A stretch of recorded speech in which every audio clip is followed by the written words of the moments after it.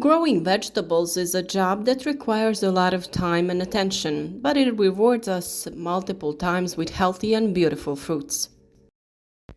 If you want to grow plants of proven quality and under controlled conditions without chemicals and harmful substances, it is best to grow them yourselves from seeds. It is best to buy seeds from trusted growers, or even better, if you manage to save the seeds of some of old varieties. Growing plants from seed is not a difficult task, but it does require some knowledge to be successful.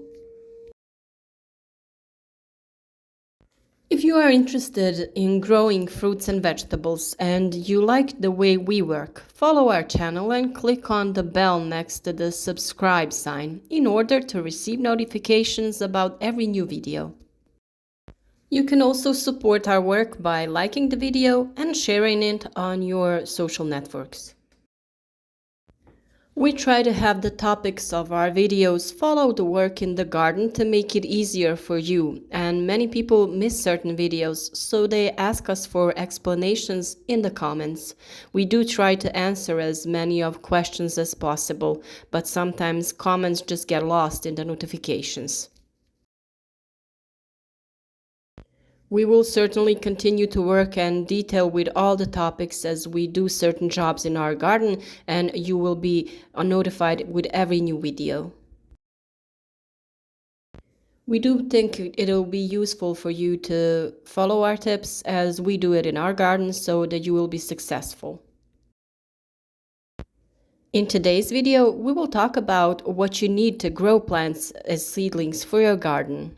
We recently published a video in which it is explained in detail when it is necessary to sow the seeds depending on the place where you will plant the grown plants, in a heated or unheated greenhouse or outdoors. You can look for that video on our channel, but I will put a link under this video in the description so you can find it easy. So let's get back to our topic. The first thing you need is a quality soil intended for sowing seeds. This is a soil that contains certain substances and nutrients that the plant needs for its initial development. You also need to get some wooden crates or plastic containers, and you also have those styrofoam containers with or without openings. You can also buy this at your local farm or garden store. There are several ways to sow the seeds, and it depends on the type of packaging you will get. You can be modest and use wooden crates in which you will put nylon on the bottom. Pierce the nylon slightly to drain excess water. Then place the soil and spread the seeds. Cover with some soil and water. There are also dedicated styrofoam containers that you sow in the same way. The seeds sown in this way must not be too dense in order for the plant to grow well.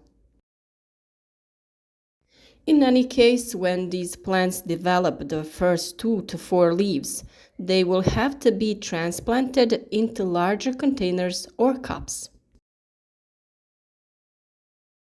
That way, they will continue to develop properly and be healthier. By using these containers for sowing, you save a lot of space. This is very important because it is necessary to maintain the necessary conditions in terms of humidity and temperature. This is certainly easier to do if you have a smaller number of containers, and therefore you need to have a smaller storage space. If you have more space, you can get plastic or styrofoam containers that have partitions.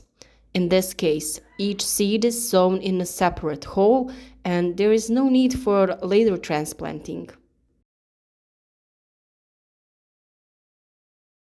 Transplanting depends on the size of the opening in the individual container. With smaller openings, transplanting is again necessary. But with the ones that have bigger openings, there's no need to transplant. In any case, you choose the way that it's easier for you to work and adapt it to the time you have available. The space that you have is very important in order to ensure quality conditions for development. In the case of early growing seedlings, it is necessary to ensure a heated space and light. On our other channel, you already have a video on how to prepare a small nursery for the development of seedlings for seeds. In it, you can easily ensure the necessary conditions in terms of ideal temperature and lightness. I will be sure to put a link to this video in the description. It doesn't have to be a big nursery. The plants sprout quickly and you can move them and put in the next round. This way you will distribute the amount of work so that all your plants are not at the same stage. In this way you will transplant them part by part, and when you are done with one round, the second one will be ready. In this way you will not have any interruptions in your work. You also need adequate containers for watering, a sprinkler for moistening the soil in the early stages. You can also make a warm bed yourself for your plants, where you can naturally stimulate the warming of the soil and space. You can ensure all these conditions for the plants by preparing the lighting and heating space yourself, as we did in this video. If you have a lack of space and you are doing it at home, you have many products that you can get that are for growing a smaller number of plants. Most of them are hatcheries that have special lights and in which the desired humidity and temperature conditions can be obtained. I believe that in addition to the internet, you can also find them in larger and better equipped centers that have a garden department. After your plants have sprouted and it's time to transplant them, you will need certain cups or vases to transplant them into. For this purpose, you will also need a special seedling soil, which you can buy especially for them. You can also look for certain nutrients that plants need to start growing. Phosphorus is very important at this stage because it is responsible for the development of strong roots, while nitrogen is responsible for the development of the green part of the plant. Therefore, those two elements should be more represented in the phase of initial growth. For an example, NPK ratio of 20-30-10. Certainly that this will be the topic of our new upcoming videos in the next period. This video is only informative about what you need to prepare if you decide to grow your own seedlings. In case you want to grow seedlings and sell them, this is also easily achievable with adequate space.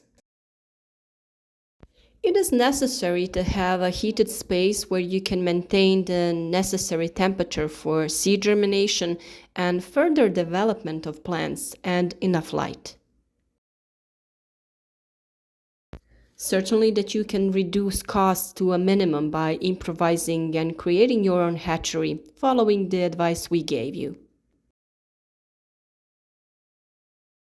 Once again, I want to remind you to follow our channel and click on the bell, because that's the only way you'll be up to date with the work that needs to be done in your garden and around your plants. Be sure to stay with us in the next period of time, because you will surely find out everything you need to know about growing your own seedlings to have healthy fruit. Winter is a time when we don't have a lot of work in our garden, so we can use this time to plan and prepare everything that we need to grow our own seedlings and nurture them. You also have a lot of time on your hands to start studying about plants. You can visit some seminars if there are some in near where you live, or you can stay with us and learn everything that we share with you. We are so looking forward to a new season of growing plants.